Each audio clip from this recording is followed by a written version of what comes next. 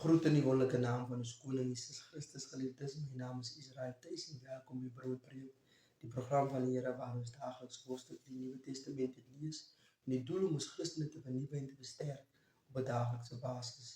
Vandaag gaan ons voort met 1 Korintiërs hoofstuk 2 en ek lees.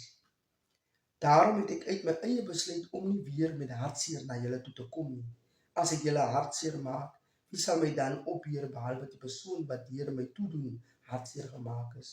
Ek skryf juist dit aan julle sodat ek nie weer daar kom en hartseer gemaak word deur die mense wat my eintlik moes opgebeer het nie. Want ek is oortuig daarvan dat julle almal gelukkig is as ek gelukkig is.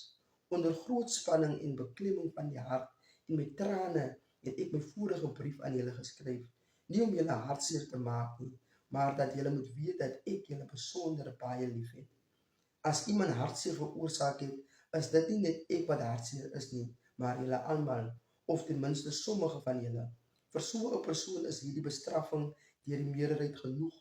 Nou is dit die tyd om so 'n persoon eerder te vergewe en by te staan, anders kan hy deur te veel berou verteer word. Daarom smeek ek julle, bewys liefde aan hom. Dit is juist hieroor dat ek geskryf het, om kennis te neem van julle getrouheid en of julle in alles gehoorsaam die pad bly loop. As julle hom iets vergewe, vergewe ek hom ook.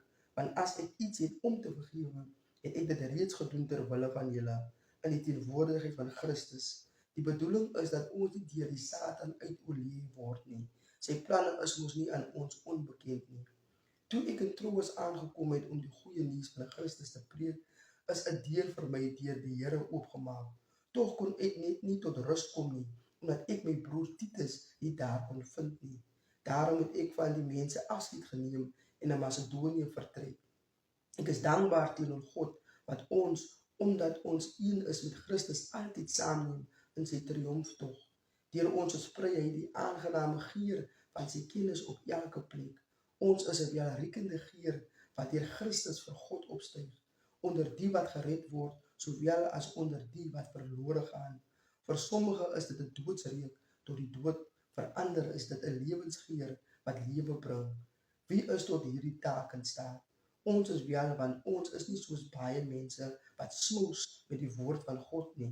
Vanuit ons eenheidsband met Christus preek ons die woord met suiwer bedoelings, 'n woord wat van God self afkom en waaroor ons aan hom rekenskap moet gee.